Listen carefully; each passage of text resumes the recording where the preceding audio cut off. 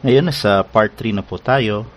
Itutuloy po natin ang pag-aral tungkol sa nangyari kay Jesus. Nabasa natin kanina na si Jesus pala nagaling sa lahi ni David, hindi pala siya literal na anak ng Diyos, tatawagin lamang pag nagawa niya yung inutos sa kanya ng Diyos, na actually pagtutuloy lamang ng hindi nagampanan ni Solomon, na yun nga, may paunawa sa kanyang mga kababayan ang pangalan ng Diyos. Doon pa lang siyang tatawaging anak na ng Diyos. Ang problema kay Jesus, imbis na sinunod yung utos ng Diyos, siya ay nagpanggap na anak ng Diyos dahil kay Pedro at nangaral na may iglesia na itatayo para sa kanyang sariling pangalan, imbes na yung trabaho niya para sa pangalan ng Diyos. Kaya, ang nangyari, hinampas siya ng mga tao o pamalo ng mga tao. Nagkaroon ng katuparan yung nakasulat sa 2 Samuel 7:14 na siya ay paparusahan ng mga tao dahil gumawa siya ng kasamaan. Ang tanong ngayon ay ito, totoo ba na ang trabaho ni Jesus ay para na ipakilala yung pangalan o maipaunawa yung pangalan para sa mga kababayan niya? Basahin natin dito sa John 17:25 hanggang 26. Ito po nakasulat. O Amang Banal, hindi ka nakikilala na sanlibutan, ngunit nakikilala kita. At nakikilala ng mga ito na ikaw ang nagsugo sa akin. At ipinakilala ko sa kanila ang iyong pangalan at ipakikilala ko upang ang pag-ibig na nasa akin ay iniibig mo pa sa kanila at ako'y sa kanila. Ang sabi ni Jesus, ipinakilala ko sa kanila ang iyong pangalan. Anong pangalan? Di nga natin alam, di ba? Kung ano-anong pangalan ang tinatawag natin sa Diyos. Ibig sabihin, hindi niya nagampanan. Pero kung naipakilala niya, para daw yung pag-ibig ng Diyos na nasa Kanya, mapunta sa atin, kaya nga God is with us o Emmanuel sana. Kung nagawa niyang maipaunawa sa mga Hudyo yung pangalan ng Diyos, ang Diyos sa kanila. Ang problema, hindi niya nagawa. Hindi nagkaroon ng katuparan yung God with us. Ang pagkaunawa ng mga tao, God with us kasi si Jesus, Diyos ng katawang tao, kaya God with us. Hindi nila alam, trabaho pala yun na dapat sana ginawa ni Jesus. Problema, iba ang ginawa. Nagpanggap na anak ng Diyos, nagtayo pa ng bahay sa sariling pangalan, imbis na sa Diyos. Teka muna, kung yan gumawa ng kasamaan, paano siya nakapagpagaling ng may sakit? Paano siyang, nakagawa ng mga milagro?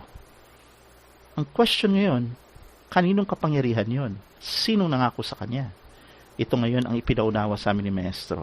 Dito po sa Lucas 4:3 hanggang 7. Ito po ang nakasulat. Ito ho, Lucas 4:3 hanggang 7. At sinabi sa kanya ng dyablo, kung ikaw ang anak ng Diyos, ipag-utos mo na ang batong ito ay maging tinapay. Dito po sa tagpong ito, ayon sa paliwanag ni Maestro, sinusubukan ng dyablo si Jesus. Ang topic, sige nga, kung ikaw ang anak ng Diyos, itong bato, gawin mong tinapay. Ang challenge dito ni Satanas o ng dyablo kay Jesus, kung siya yung anak ng Diyos. Okay. Dahil alam ng dyablo na hindi siya anak ng Diyos. Kung ikaw si Jesus, alam mo na ang hula sa'yo, yung trabaho na hindi nagawa ni Solomon, yung sa 2 Samuel 7:12-14, hindi mo dapat pag-aaksayahan yung pagsusubok sa iyo ni Satanas na ito. Teka muna, hindi ako anak ng Diyos, anak na ako ni David. Hindi ko kailangan gawing tinapay yung bato. Ganun ang dapat na sagot mo. Okay? Kasi nga, sina-challenge ng dyablo si Jesus. Kasi nga, siya may power. Si Jesus, wala. Ibig sabihin lang ho dito, alam ng dyablo yung nasa isip ni Jesus. Gusto ni Jesus na talagang ipakilala sa tao na siya ay anak ng Diyos na literal. So lumalabas, parang kinukutya siya ng dyablo. Sige nga, kung ikaw yung anak ng Diyos, itong bato gawin mong tinapay. Kung ako dyablo, kaya ko yan eh. Ikaw pa kaya? Di ba sabi mo anak ka ng Diyos? Parang ganun yung dating. Yun yung paliwanag ni Maestro. Anong katunayan na nung bata pa si Jesus, talagang may ambisyon na siyang magpakilala ang anak ng Diyos? Na hindi naman dapat kasi nga anak na siya ni David. Dito natin mababasa sa Lucas 2:42.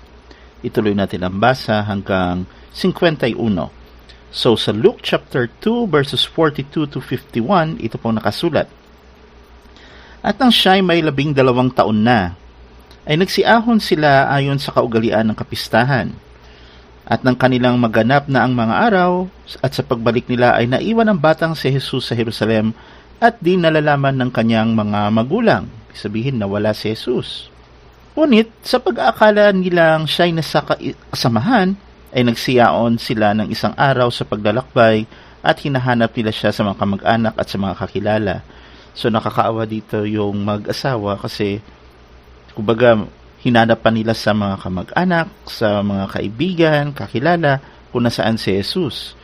So isipin na lang natin, kumbaga may isang bata na nawala sa department store, ang magulang hindi na malaman kung anong gagawin, kung saan hahanapin.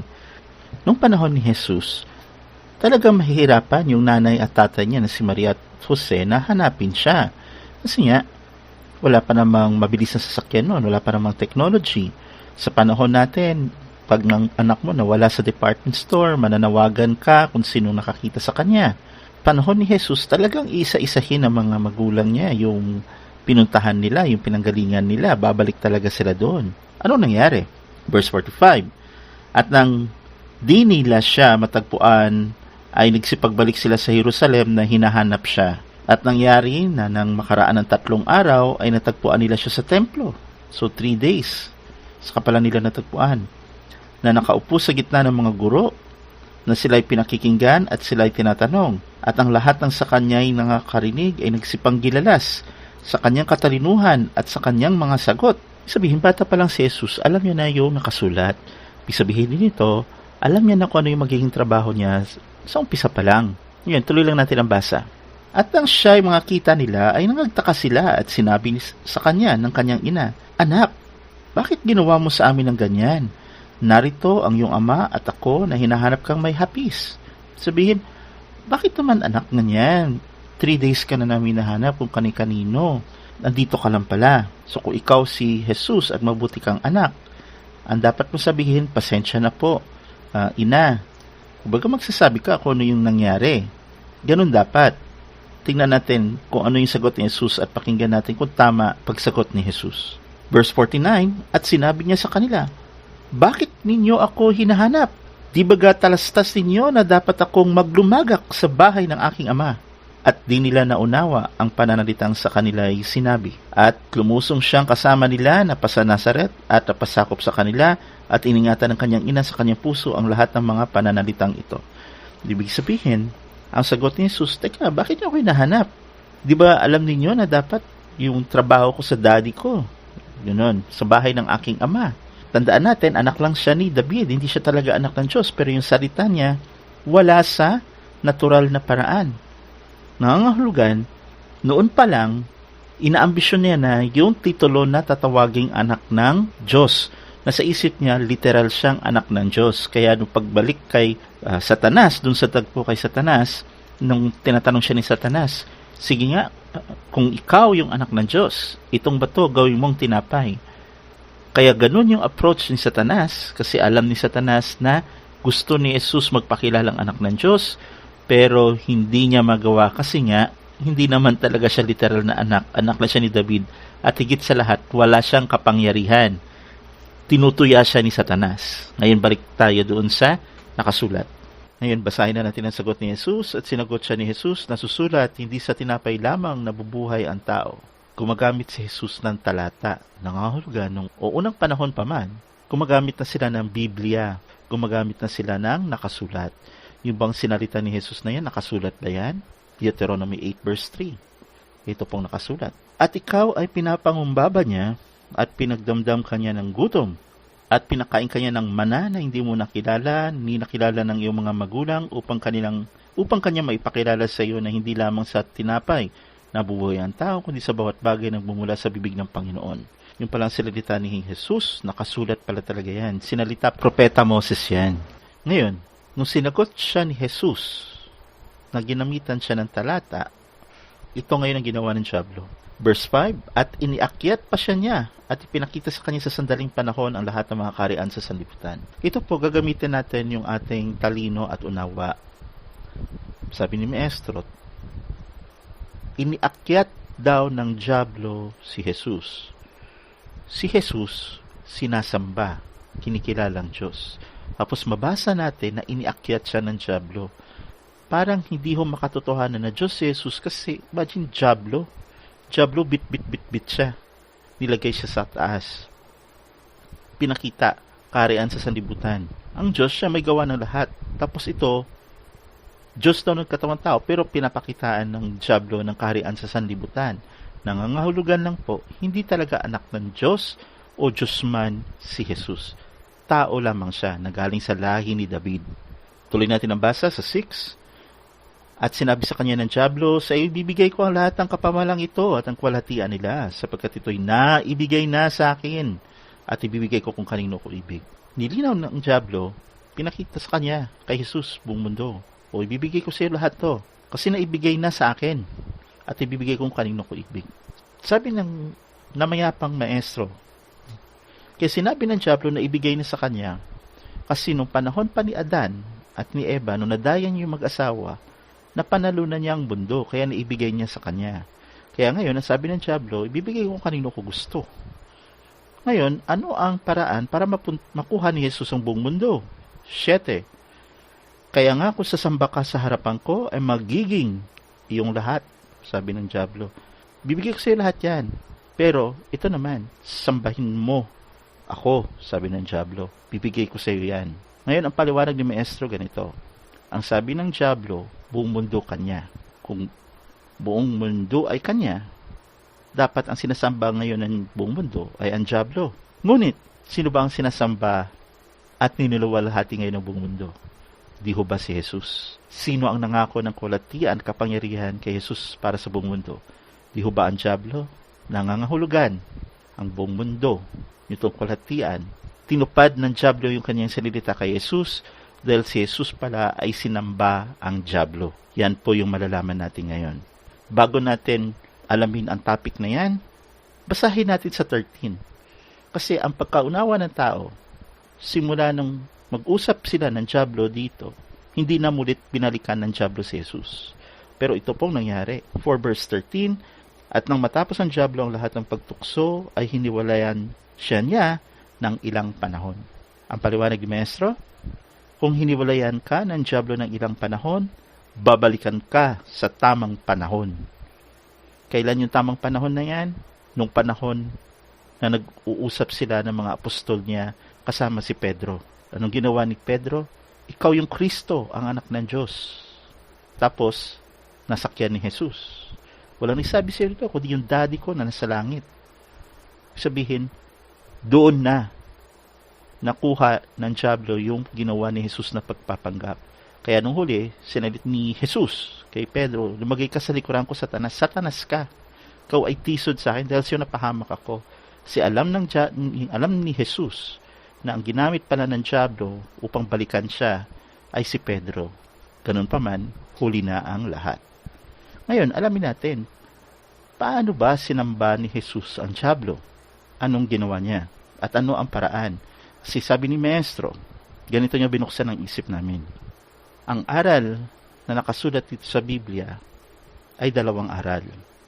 Aral ng Diyos at aral ng dyablo.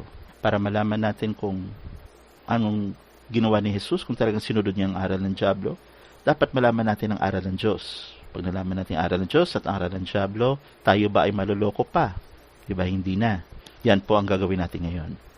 Ngayon, ano ba yung pagsamba sa Diyos? Alamin ho natin yan dito sa sinulat ni Haring Solomon, dito sa Ecclesiastes 12:12 hanggang 14.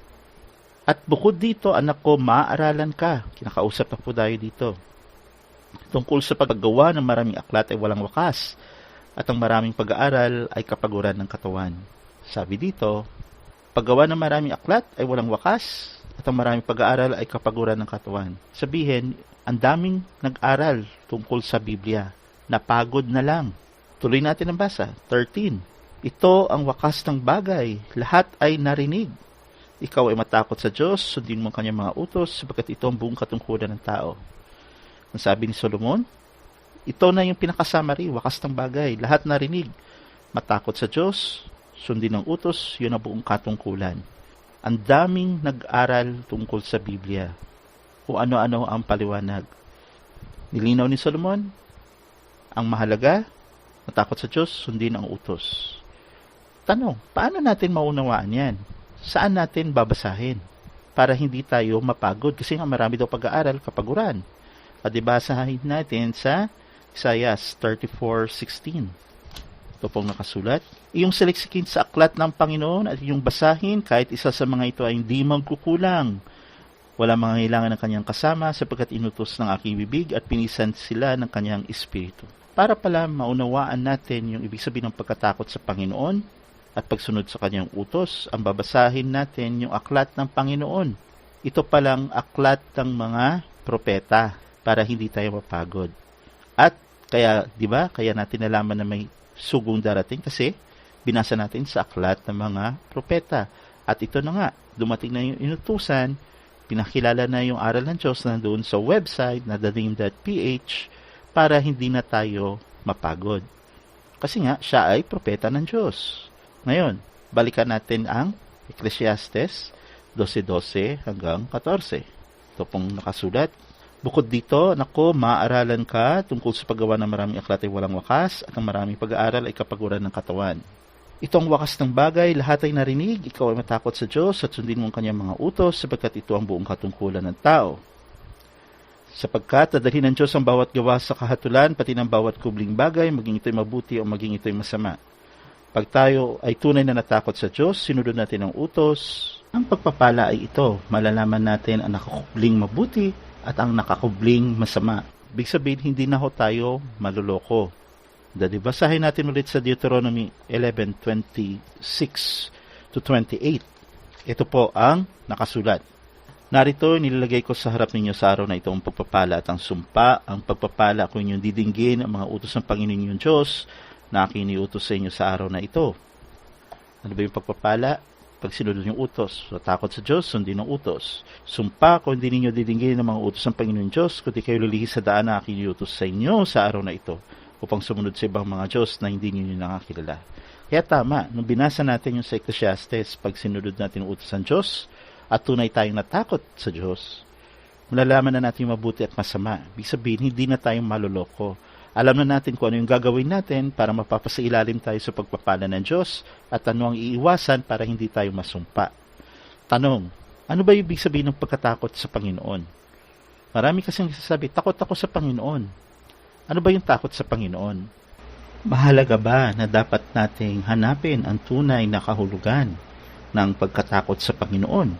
Saan ba inihambing yan? Nasusulat yan sa Kawikaan, chapter 2, verses 4 hanggang 5. Itong nakasulat.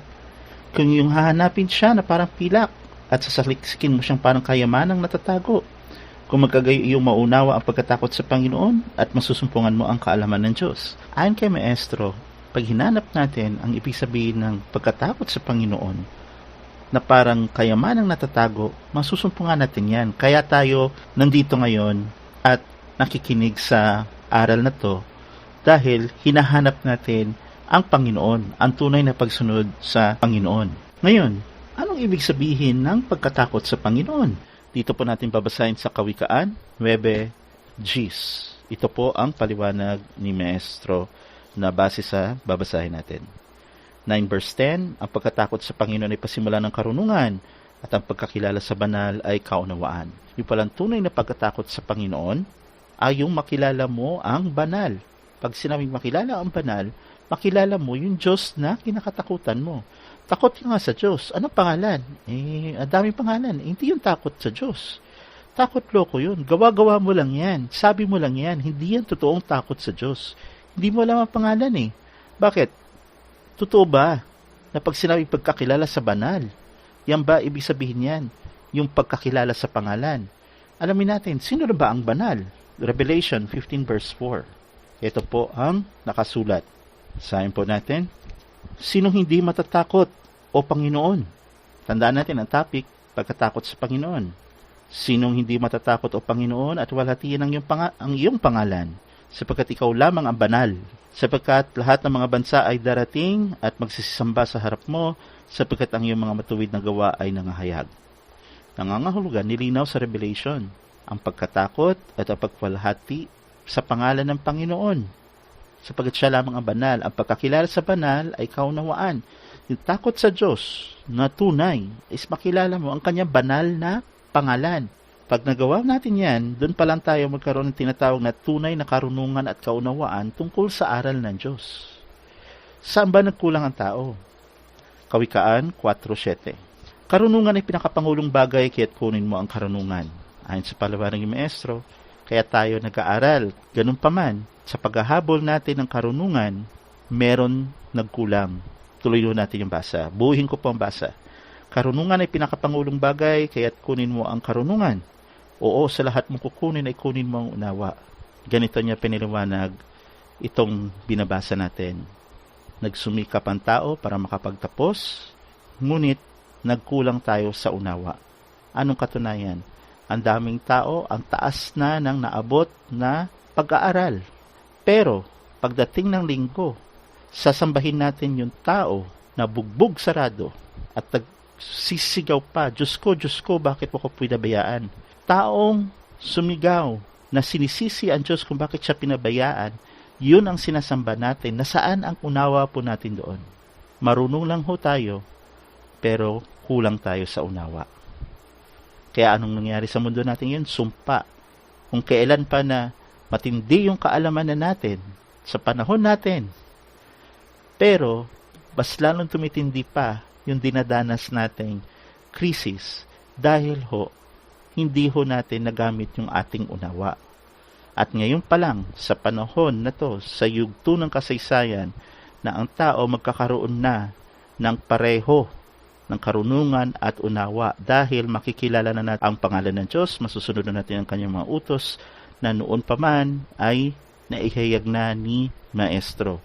Kaya malaking bagay po na bago pa man siya pumanaw, pinakumpleto na ni Maestro yung mga mahalagang aral ng Diyos na nandoon po sa website at thename.ph para lahat ng tao sa ganitong yugto ng kasaysayan ay magkaroon na ng tunay na kaalaman tungkol sa Diyos na hindi na kailangan pang pag-aralan sa anumang eskwela, kundi lahat may access na. Doon po yan sa website ng thename.ph. Ngayon, alam na natin yung ibig sabihin ng pagkatakot sa Diyos at yung pagsunod sa utos at yung pala ay kailangan makilala din natin ang kanyang pangalan. Pag nakilala natin ang kanyang pangalan, doon pa lang tayo tunay na nakakasunod sa utos ng Diyos at masasabing tunay na natatakot sa Panginoon. Alamin na natin yung pagsamba sa Diyos at pagsamba kay Satanas at tingnan natin kung anong ginawa ni Jesus. Dito na po tayo sa Genesis 2:16-17. At iniutos ng Panginoong Diyos sa lalaki na sinabi, sa lahat ng punong kahoy sa halamanan ay makakain ka na may kalayaan. Datapwat sa kahoy ng pagkakilala ng mabuti at masama ay huwag kang kakain, sapagkat sa araw na ikaw ay kumain niyaon ay walang pagsalang mamatay ka. Simple-simple lang yung bilin ng Panginoon kay Adan. Pwede mo kainin lahat maliban sa isa. Pag kinain mo yun, mamamatay ka. Utos ng Diyos, simple. Pagpapala, sumpa. Ano naman ngayon ang sa dyablo? Genesis 3:1-4. Ang ahas nga ay lalong tuso kaysa alinman sa mga hayop sa para na nilikha ng Panginoong Diyos. Sinabi niya sa babae, tunay bang sinabi ng Diyos, huwag kayong kakain sa 5 punong kahoy sa halamanan? Nangahulugan, ang sistema ng dyablo, kabaliktaran ng utos ng Diyos. Ang utos, ang salita ng Diyos, pwedeng kainin lahat, maliban sa isa. Ang sabi ng dyablo, sabi ba ng Diyos, huwag mong kainin lahat? Baliktad.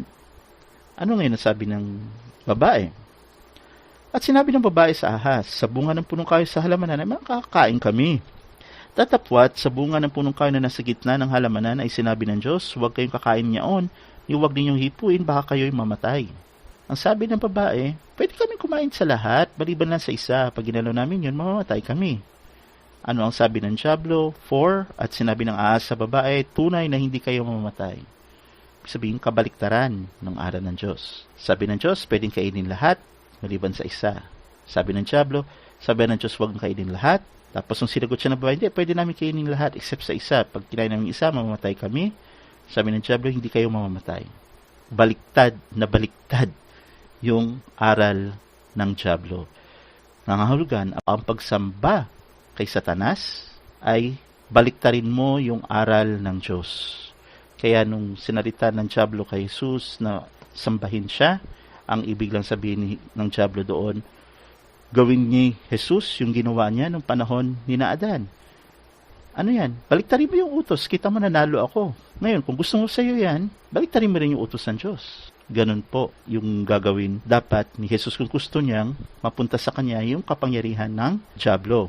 Ngayon, nung panahon ni Adan at Eva, isa lang ang utos ng Diyos. Kaya isa lang yung biniliktad ng Diablo. Yung utos ng Diyos, huwag kakainin yung pinagbabawal. Sa Diablo, hindi, pwedeng kainin yan. Kaya yun ang biniliktad niya. Sa panahon ni Jesus, ang utos ng Diyos, 10 utos na. Sa makatwid, ang babaliktarin ngayon ni Jesus, yung 10 utos na ng Diyos. Tingnan natin ano nangyari. Basahin na natin dito sa Deuteronomy 4 verse 2. Ito bang utos ng Diyos? Pwede ba natin yang baguhin, dagdagan, o bawasan? Ito pong nakasulat. Huwag ninyong daragdagan, ibabawasan ang salita na aking iniutos sa inyo upang inyong maingatan ang mga utos ng Panginoon ninyong Diyos na aking iniutos sa inyo. Nangahulugan, yung utos ng Diyos, particularly ang 10 utos, hindi pwedeng dagdagan o bawasan. Kasi nga, may sanalita na ang Diyos na pagpapala at sumpa. Kaya dapat sundin natin yan. Ano ang ginawa ni Jesus? Tandaan natin na kung si Jesus sinunod niya ang Diyos, as is yan. Dapat yung 10 utos din ang ituturo ni Jesus. Ngayon, alamin natin ano nangyari. Matthew 22:34-40. Ito pong ginawa ni Jesus. Datapat na marinig ng mga Pariseyo na kanya napatahimik ang mga Saduseyo ay nangagkatipon sila. At isa sa kanila na tagapagtanggol ng kautusan ay tinanong siya ng isang tanong upang siya'y tuksohin. Guro, alin baga ang dakilang utos sa kautusan? Tandaan natin, ang topic, alin yung dakilang utos sa kautusan? Ano ang sagot ni Jesus? At sinabi sa kanya, ibigin mo ang Panginoong mong Diyos sa buong puso mo at ang buong kaluluwa mo at ang buong pag-iisip mo. Ito ang dakila at pangunang utos, at ang pangalawang katulad ay ito, iibigin mo ang iyong kapwa na gaya ng iyong sarili. Sa 2 utos na ito ay nauwi ang buong kautusan at ang mga propeta. Anong nangyari po sa 10 utos? Ginawa ni Jesus na 2 utos na lang. Yung iibigin daw ang Diyos at iibigin daw ang kapwa. Maganda pakinggan. Ngunit, may babala ang Panginoon. May pagpapala, sumpa. Pagpapala pag sinunod ang utos niya, sumpa pag hindi, at sumunod sa ibang mga Diyos. Anong ginawa ng tao? Na humaling sa utos ni Jesus na iibigin ang Panginoon at iibigin ang kapwa. Nakalimutan na yung 10 utos ng Diyos na kung saan sana nagkaroon tayo lahat ng pagpapala. Kaya anong nangyari sa buong mundo ngayon? Sumpa. Nangangahulugan, itong ginagawa ni Jesus ay hindi na pagsunod sa Diyos, kundi pagsunod sa Diablo.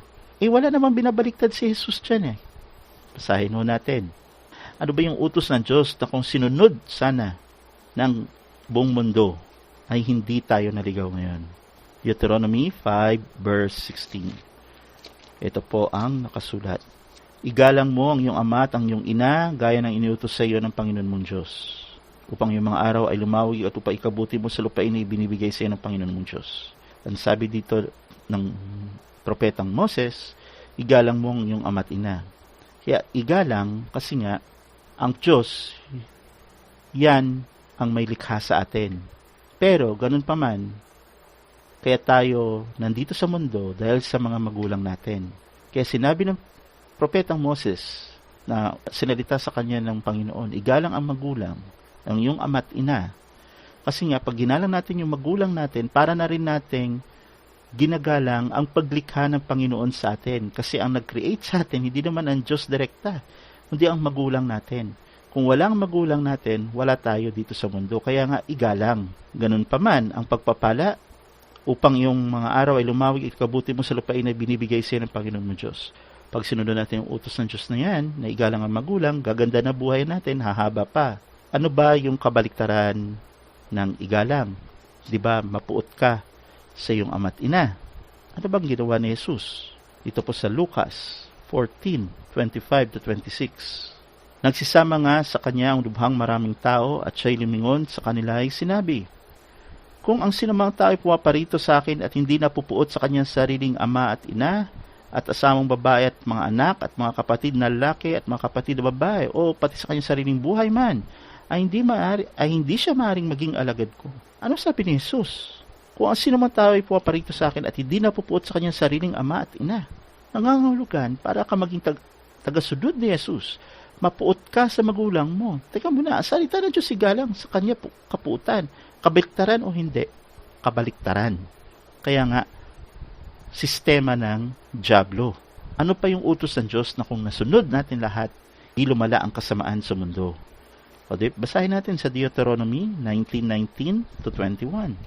Ito pong nakasulat, ay gagawin mo nga sa kanya ng gaya ng kayang iniisip gawin sa kanyang kapatid, sa gayoy iyong aalisin ang kasamaan sa gitna mo.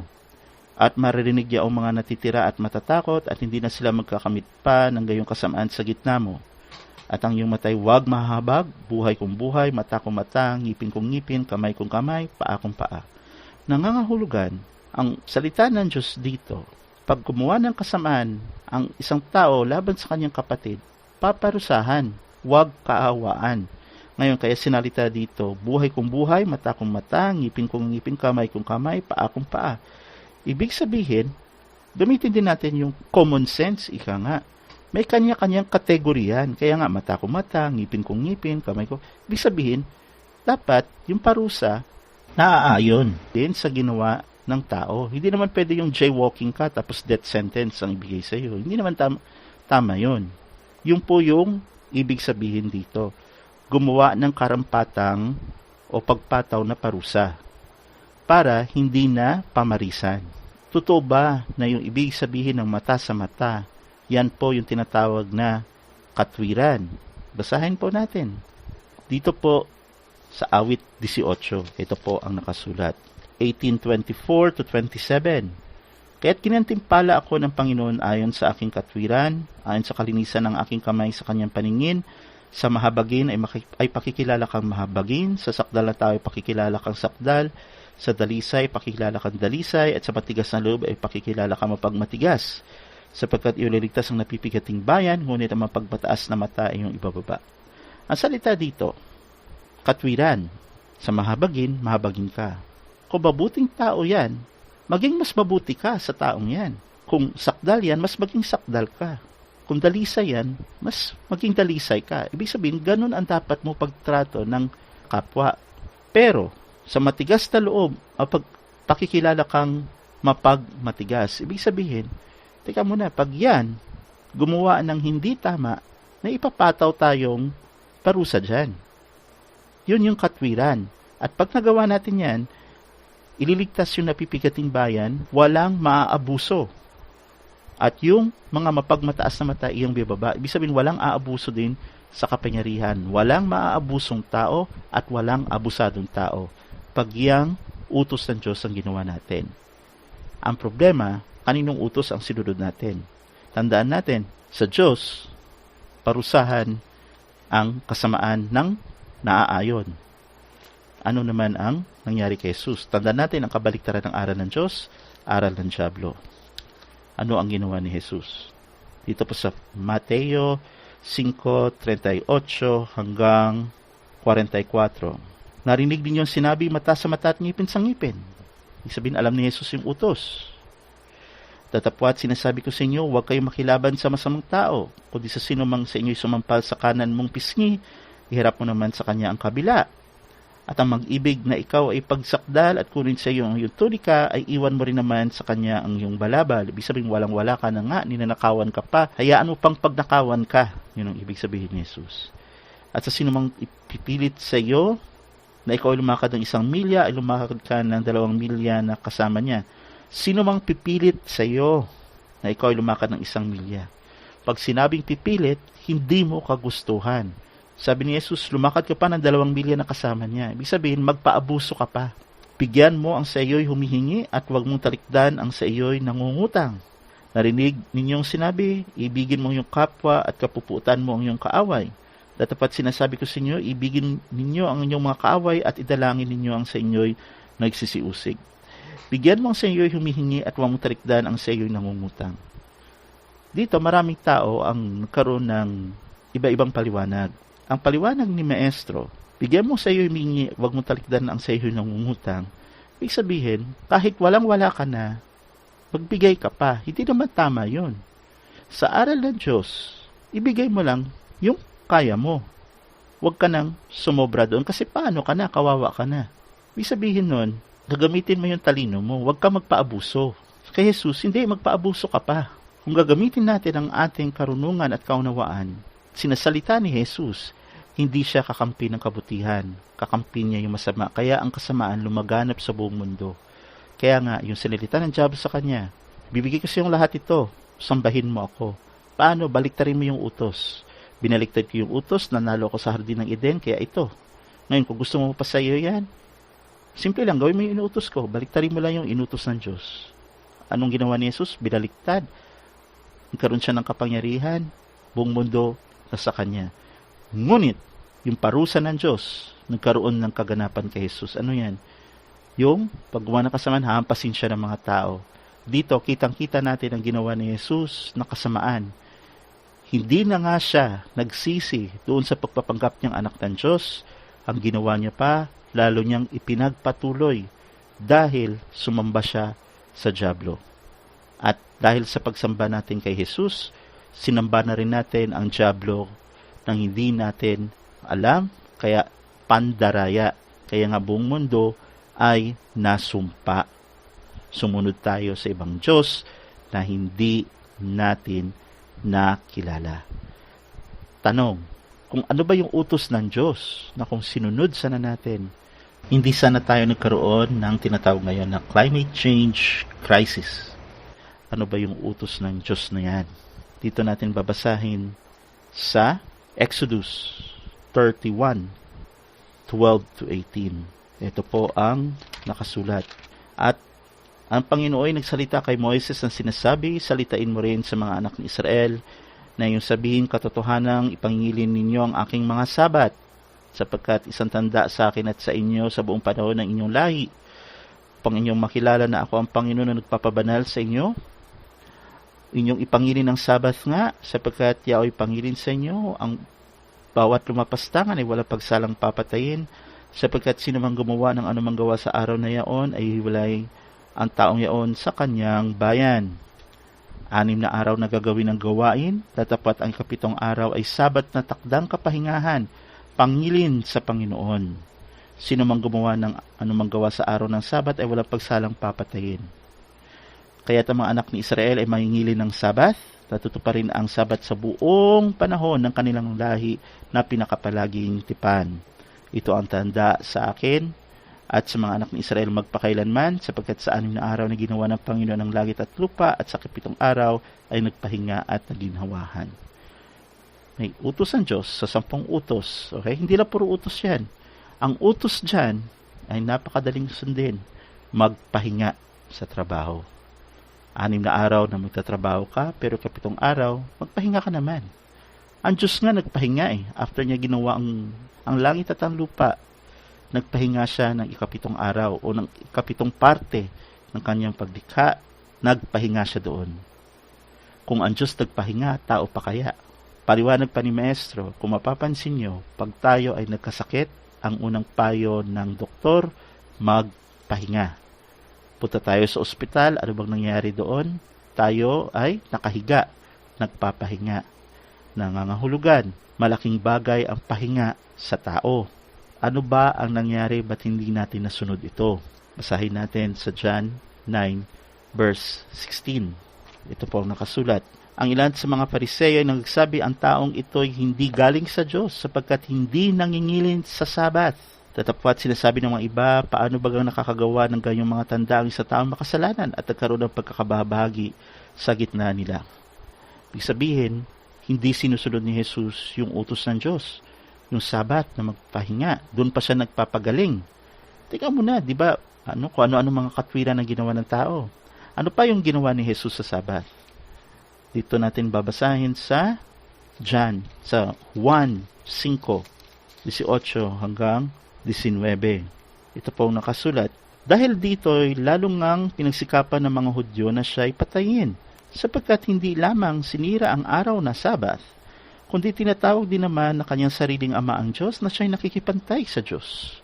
Kaya nga ho, yung ginawa ni Jesus na pagpapanggap na anak ng Diyos, kasamaan talaga yan eh. Kasi, pag sinabi mo anak ka ng Diyos, edi Diyos ka na rin. Kaya galit na galit sa kanya yung mga Hudyo, may katwiran. Tapos, sinira niya pa yung Sabat. Ang sabi ng Diyos, pinakapalaging tipan yan. Yan ang patunay na ako ang Diyos ninyo at kayo ang bayan ko. Kaya nga pinakapalaging tipan covenant na tinatawag. Tapos, ang ginawa ni Jesus, sinira niya yung Sabat, na kung saan ang tao sana'y nakapagpahinga. Kung nakapagpahinga ang tao, edi dapat recharge ka. Inalis ni Jesus yun. So, ano nangyari sa buhay ng tao? Lalong sumama. Pinalaganat niya ang kasamaan, inalis niya yung pagpapala sa tao, at inalis niya sa tao yung kasiyahang mabuhay sa mundo. Bakit? Kasi puro trabaho na lang. Wala nang pahinga, hindi na nakaka-enjoy. Oo, nag-i-enjoy tayo ngayon. Pero pag sinunod niyo yung aral ni Jesus, parang walang enjoyment doon.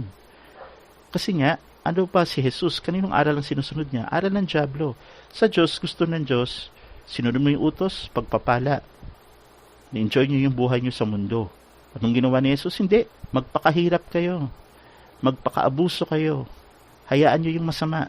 Maganda pakinggan, pero pabor na pabor sa kasamaan. Aral ng dyablo. Tanong, paano ba sinira ni Jesus ang Sabat? Dito tayo ngayon sa Lucas 14:1 hanggang 6. Ito ang paborito ng mga reliyon para mabaliwala ang Sabat. At nangyari sa pagpasok niya sa bahay ng isa sa mga pinuno ng mga Pariseyo ng isang Sabat upang kumain ng tinapay, ay inaabangan nila siya.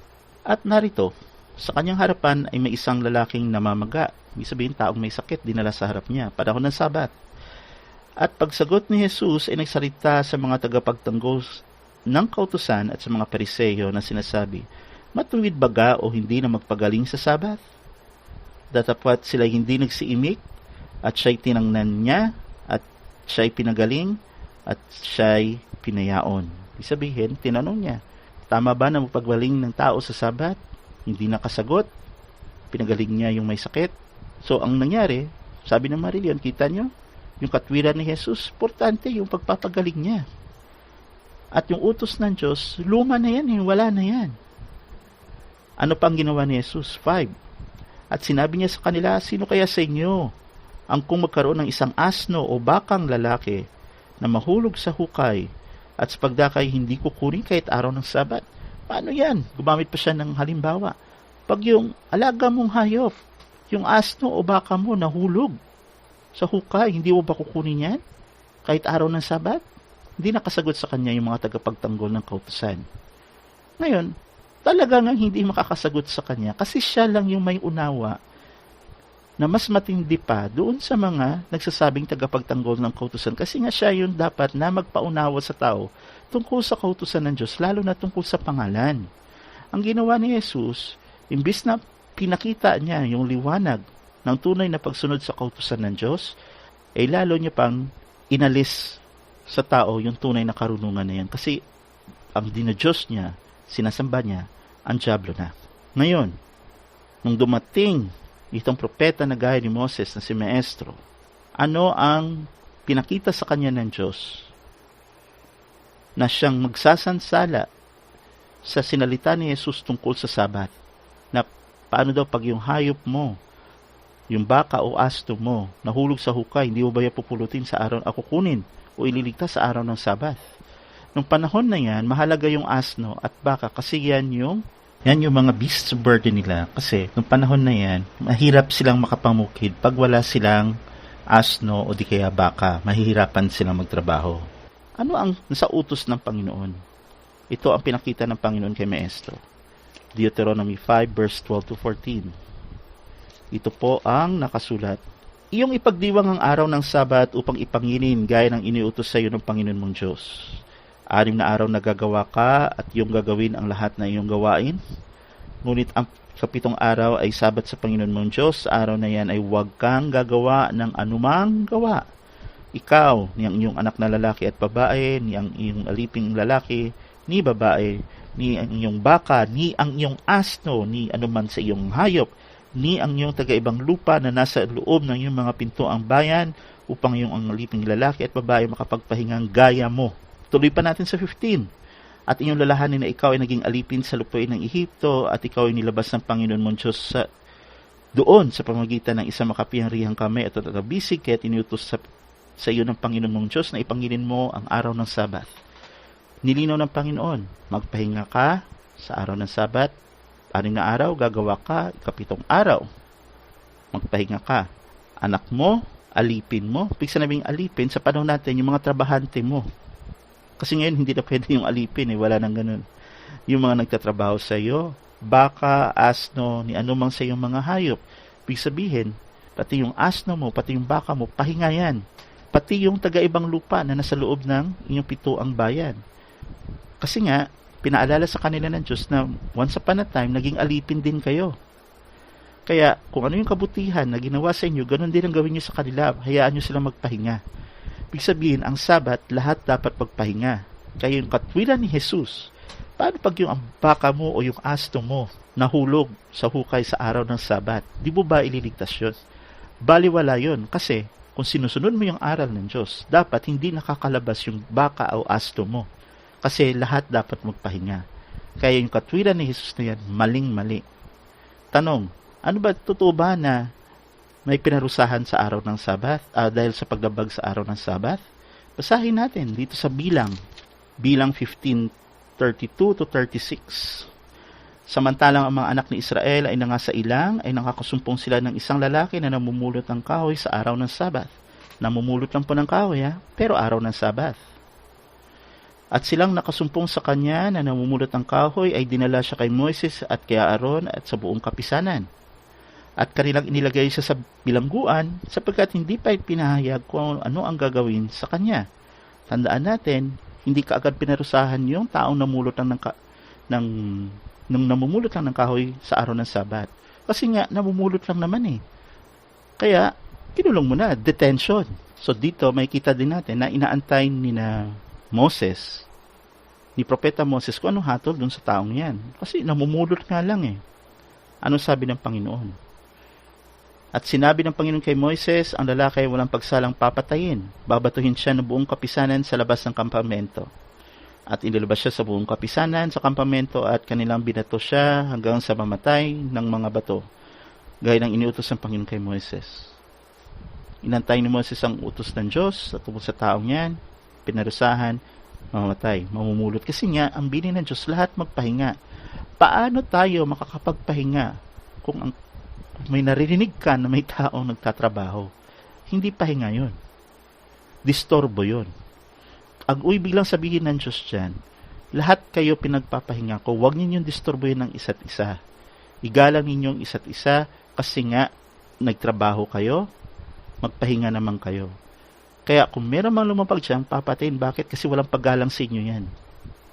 Ganun ang ibig sabihin ng Diyos na pinaliwanag ni Maestro. Ngayon, balikan natin ang nangyari kay Jesus. At bago pala yan, yung bang Sabat, pahinga lang ba yan para sa tao o sa hayop? Tanda natin ang tanong kanina, kung sinunod natin yung Sabat, hindi sana lumala yung nararanasan nating kalamidad sa mundo. Hindi sana nagkakaroon ng krisis na binabanggit sa klima. Kung ginawa natin yung utos ng Diyos na yan, hindi nangyari yan. Dito natin babasahin sa Leviticus 25, 1-4. O Levitico 25, 1-4. Ito po ang nakasulat. At sinalita ng Panginoon kay Moises sa bundok ng Sinai na sinasabi, salitain mo sa mga anak ni Israel at sabihin mo sa kanila, pagpasok ninyo sa lupain na ibinibigay ko sa inyo ay mangingilin ng isang Sabat sa Panginoon ang lupain. 6 na taong hahasikan mo ang iyong bukid at 6 na taong kakapunin mo ang iyong ubasan at titipunin mo ang bunga ng mga yan. Datapwat sa 7 taon ay magiging Sabat na takdang kapahingahan sa lupain. Sabat sa Panginoon, huwag mong hahasikan ang iyong bukid o kakapunin ang iyong ubasan. Tuloy natin sa 5. Yaong tumubo sa sarili mong inaanihan ay huwag mong aanihin. At ang mga ubas ng iyong ubasan ay hindi nakapon ay huwag mong titipunin. Magiging taong takdang kapahingahan sa lupain. At ang bunga sa Sabat ng lupain ay magiging pagkain sa inyo at sa iyong mga aliping lalaki ni babae at sa iyong aliping upahan at sa taga-ibang bayan na nakikipamayan sa inyo at sa iyong mga baka at sa mga hayop na nasa iyong lupain upang paging pagkain ang lahat ng mga bunga niyaon. So, ang Sabat pala, hindi lang para sa tao at sa alaga mo mga hayop. Ito din pala, may Sabat din pala para sa lupain. 6 na taon, tuloy-tuloy mo yung tatanim mo, pag-harvest mo. Pero, pagdating na 7 taon, pahinga. Huwag magtanim, huwag mag-harvest. Pwede nyo kainin yung mga bunga, pagkain lang. Pero, huwag mong i-harvest para ipagbili. O kung ano, o gawin man siyang, o itrabaho ninyo. Hayaan nyo lang siyang nandyan, pero kumuha lang kayo ng kakainin ninyo. Walang gagalaw ng lupa.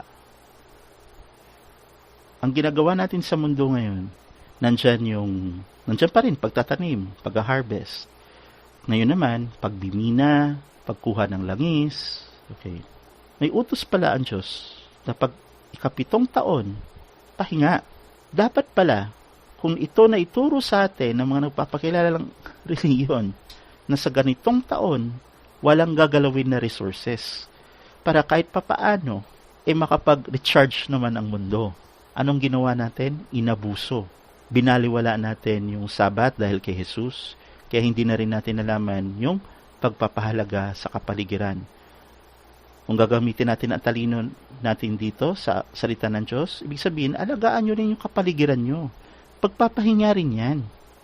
Hindi yan unlimited. Hayaan nyo rin na mag-recharge, mag-renew. Ngayon, sa panahon natin, ano bang ginagawa natin? Inabuso natin ang mundo natin.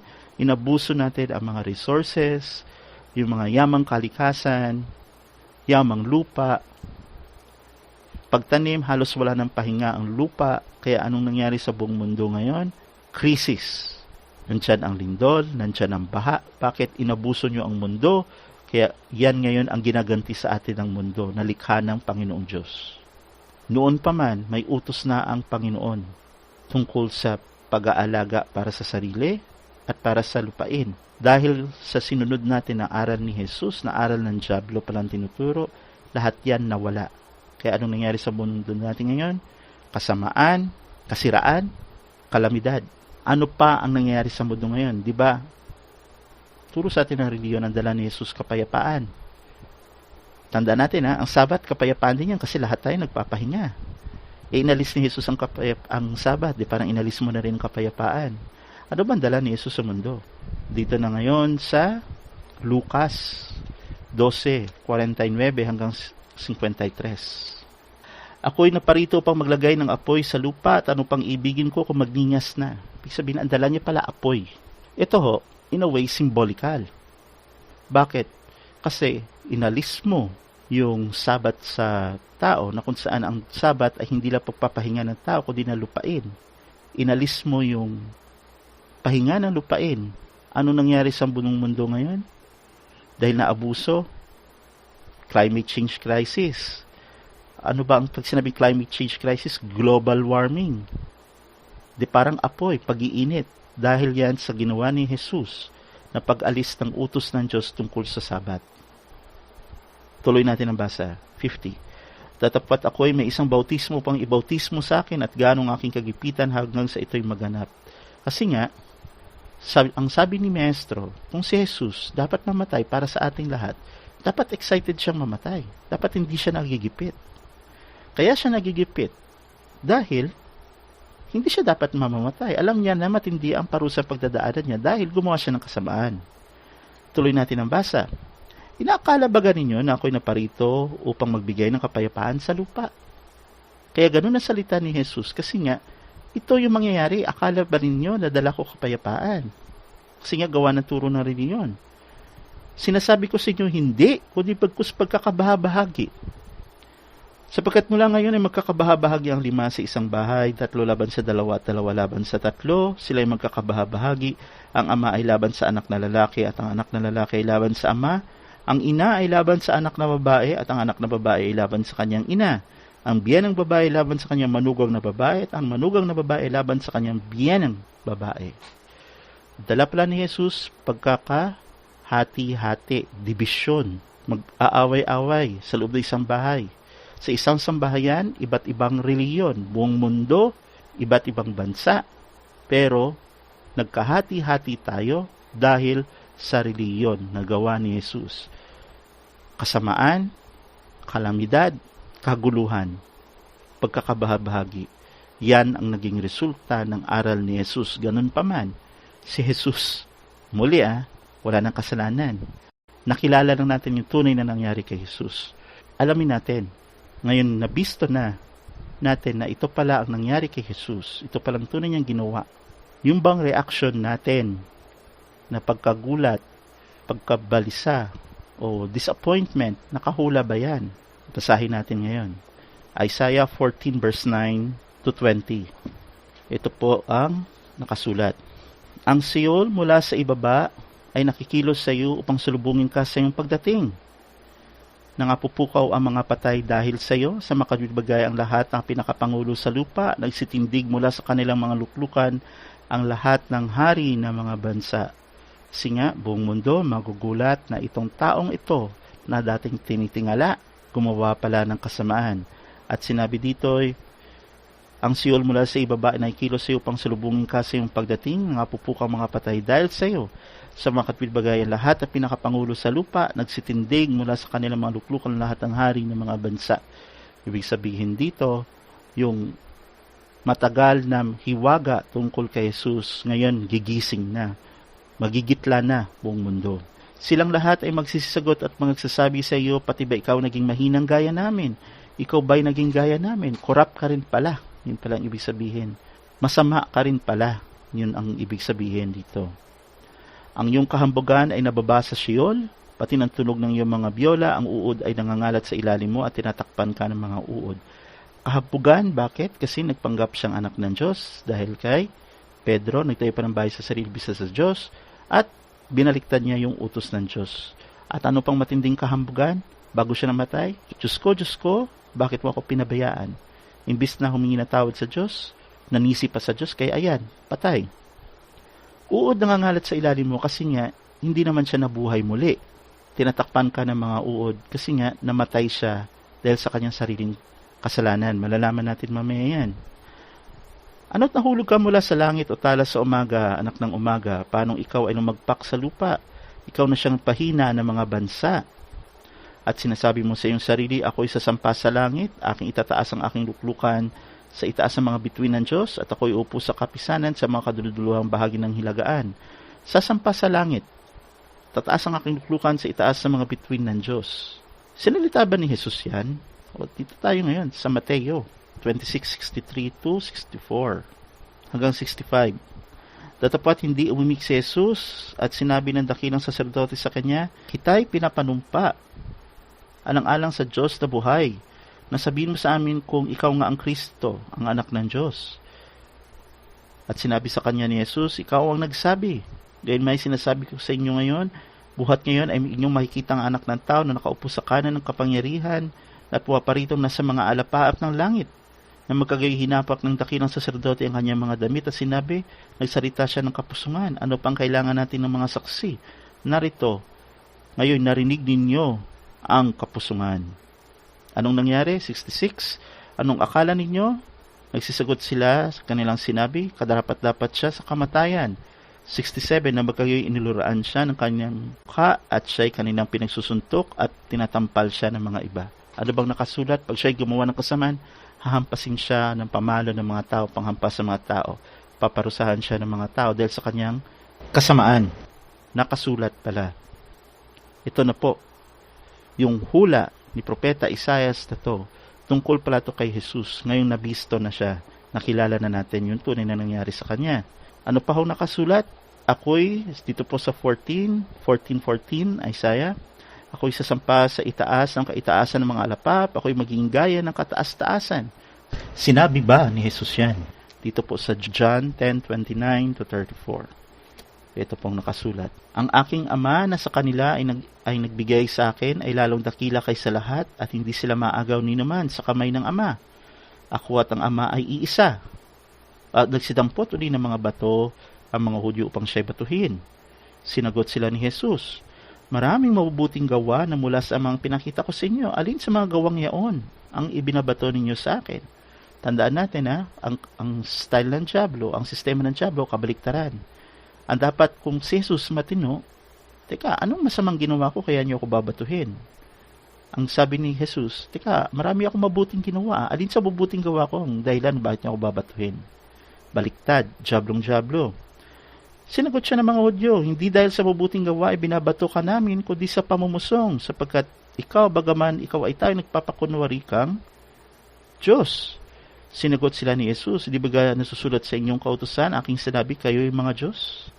Sabihin, nagpapakilala na siyang sarili na siya ay Diyos din. Kaya itong nakasulat, yung kahambugan niya, mabababa, mabibisto ng mga tao, ito man sinasabi mo, pinapakilala mong anak ka ng Diyos, pinapakilala mong Diyos ka. Ganun pa man, ano nangyari sa kanya? 15. Gayon may mabababa ka sa Sheol sa mga kaduluduluhang bahagi ng hukay. Kaya kaduluduluhang bahagi ng hukay kasi nga, ninakaw ng mga apostol niya yung kanyang bangkay pagkamatay niya at pinalabas nila na nabuhay muli. Nangangahulugan, kaya kaduluduluhang bahagi ng hukay kasi hindi na nalaman kung nasaan yung kanyang tunay na bangkay. Tuloy na lang natin yung basa, 16. Silang nakakita sa iyo ay magsisititig sa iyo. Kanilang mamamasdan ka ang sasabi, ito baga ang lalaki na nagpainig ng lupa na nagpauga ng mga kaharian. Ito ba yung Jesus na kinakatakutan ng lahat, ginagalang ng lahat, sinasamba ng lahat? 17. Na ginawang gaya ng ilang ang sanlibutan at gumiba ng mga bayan nito at hindi nagpakawala ng kanyang mga bilanggo upang magsiuwi. Kaya sinabi dito na ginawang gaya ng ilang ang sanlibutan kasi nga inalis niya yung pagpapala. Ang pagpapala, maganda yung kapaligiran. Pag sinabi mong supa, ilang o desert. Tuloy natin ang basa, 18. Lahat ng mga hari ng mga bansa, silang lahat na natutulog sa kwalatian, bawat isa sa kanyang sariling bahay. Ngunit ikaw ay natapon mula sa iyong libingan na gaya ng kasuklam-suklam na sanga, gaya ng bihisa ng mga patay na tinaga ng tabak, na buwaba sa mga bato ng hukay, gaya ng bangkay na iapakan ng paa. Ikaw ay hindi malalakip sa kanila sa libingan, sapagkat iyong sinira ang iyong lupain, iyong pinatay ang iyong bayan, ang angkan na magagawa ng kasamaan ay hindi lalagi magpakailanman.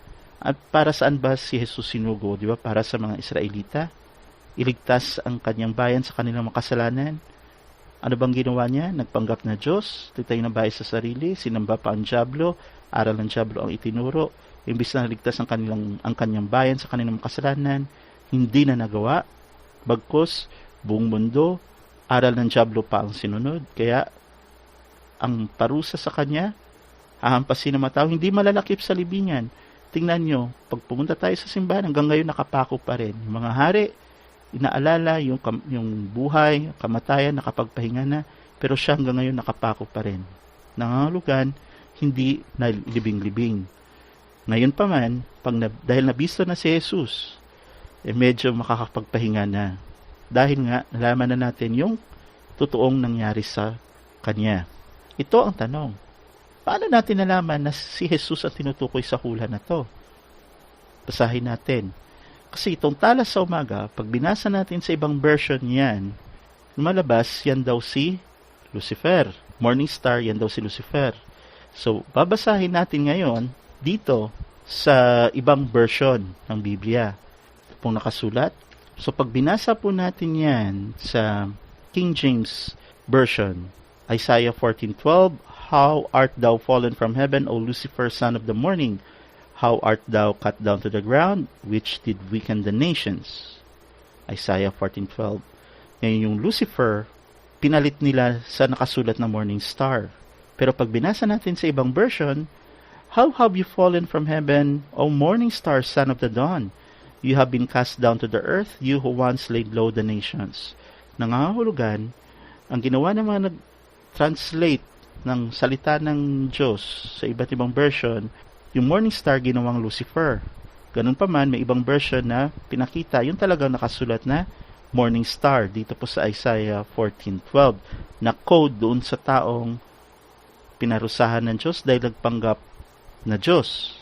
Ngayon, punta tayo ngayon sa Good News Bible, Isaiah 14:12.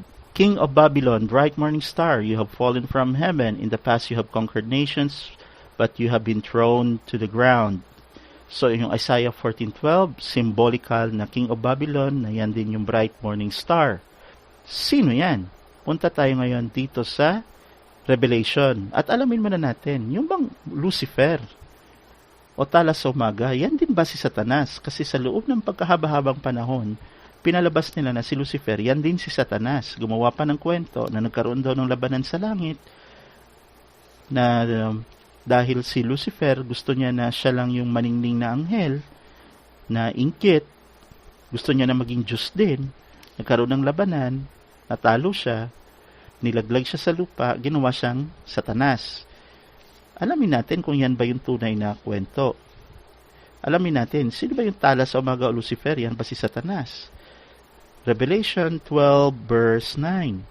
At inihagis ang malaking dragon, ang matandang ahas, ang tinatawag na Diablo at Satanas, ang dumadaya sa buong sanlibutan. Siya inihagis sa lupa at kanyang mga anghel ay inihagis sa kasama siya.